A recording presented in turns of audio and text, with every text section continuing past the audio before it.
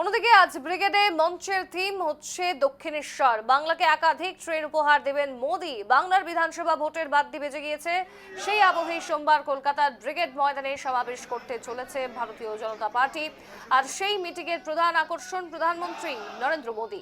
তাকে দেখতেই আজ অর্থাৎ শনিবার মাঠ ভরে যাবে বলে আশা করছে বঙ্গ বিজেপি। সেই মতো প্রস্তুতি চলছে কয়েকদিন ধরেই। বিজেপি সূত্রে খবর, ব্রিগেডের মঞ্চ থেকেই রাজ্যের মানুষ এবং গেরুয়া কর্মী সমর্থকদের বার্তা দেবেন মোদি। তার বক্তব্যে উঠে আসবে তৃণমূল বিরোধিতা। তিনি সরকার পাল্টে ফেলার ডাক দেবেন। পাশাপাশি বৈঠকে তিনি বঙ্গ বিজেপিকে বাঙালিয়ানার রঙেও রাঙিয়ে দিতে পারেন।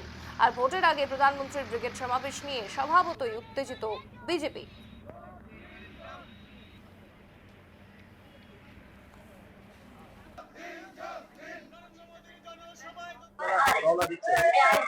আমরা প্রায় এখানে 600 উপরে মানুষ জমায়েত হয়েছি। এর আগে আমাদের প্রায় 150 মানুষ চলে গেছে এর আগের ট্রেনে। এইবার পশ্চিমবাংলায় বিজেপি সরকার আসছে, তৃণমূল সরকার যাচ্ছে, সাধারণ মানুষ জেগে উঠেছে। সাধারণ মানুষ বিজেপির পাশে আছে, বিজেপির সাথে তারা একসাথে পা মিলিয়ে ব্রিগেডের পথে রওনা হয়েছে। পরিবর্তনের লক্ষ্যে এই সরকার এবার পরিবর্তন করা দরকার। কোন কোন পঞ্চায়েত থেকে যাচ্ছে আপনাদের? আমাদের এখানে মুক্সিপাড়া অঞ্চল, আমাদের কালকাতলা 2, কালকাতলা 1, পূর্বস্থলী, সমস্ত অঞ্চল থেকেই সাধারণ মানুষ এখানে এসছে।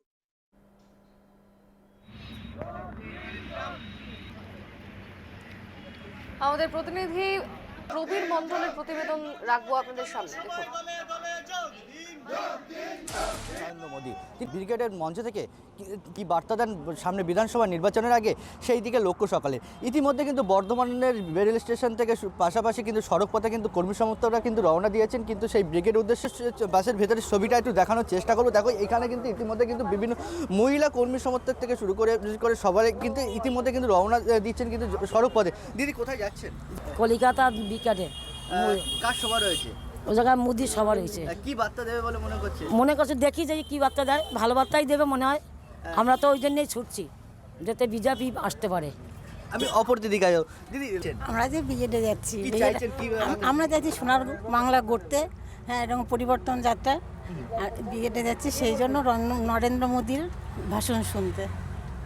কতটা উৎসাহ? হ্যাঁ, আমাদের খুব আনন্দ, খুব তাকে দেখতে পাবো। আমাদের ভগবান, দেবতুল্য মানুষ, আমরা খুবই ওনাকে করি। দেখো দেখো এইখান থেকে কিন্তু সড়ক পথে বহু কর্মী সমর্থক কিন্তু রওনা দিচ্ছেন। তারা কোথায় যাচ্ছে? আমরা যাচ্ছি ব্রিগেডে, মানে পাল্টানোর জন্যে। এই যে মমতাদি যা করছে তার বিরুদ্ধে আমরা নরেন্দ্র মোদীর ভাষণ শুনবো, ভালো ভালো কথা বলবে, দেখি কি করে আমাদের। সেই ভাষণ শোনার জন্য আমরা আবেদন করেছি, যাচ্ছি। রাজ্য সরকার তো বিভিন্ন প্রকল্প আনছে। বাবা, ওই প্রকল্প আমাদের দরকার নাই তো। দেখি না আমাদের এই ডবল ইঞ্জিন কি প্রকল্প দেয়, সেই কল্পই আমরা চাই। রাজ্যে চাকরি আছে? মোটেও নেই, মোটেও নেই চাকরি। সব বিদেশ পাঠিয়ে দিচ্ছে সব ছেলেরা। কর্মসংস্থান কিচ্ছুই নাই, কিচ্ছুই নাই কর্মসংস্থান। ওই আছে 1,500 টাকা ভাতা নে, তোরা চুপচাপ বসে থাক। তা চাষিদের পাশে আছে? চাষিদেরও পাশে নেই।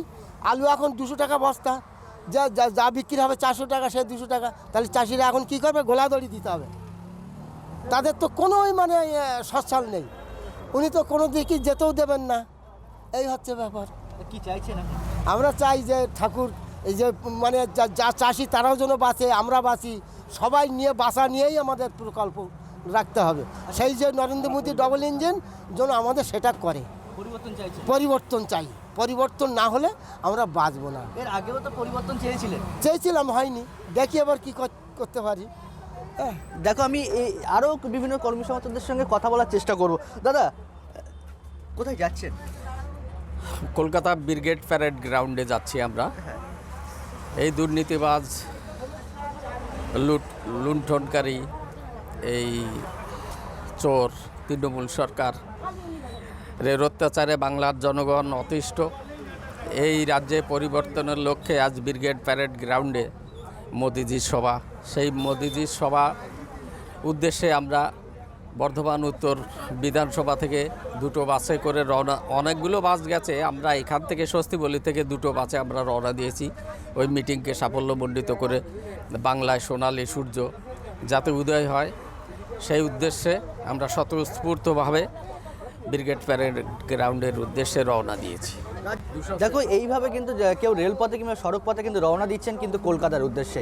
বর্ধমান থেকে প্রবীর মণ্ডল, নিউজ লাইভ বাংলা।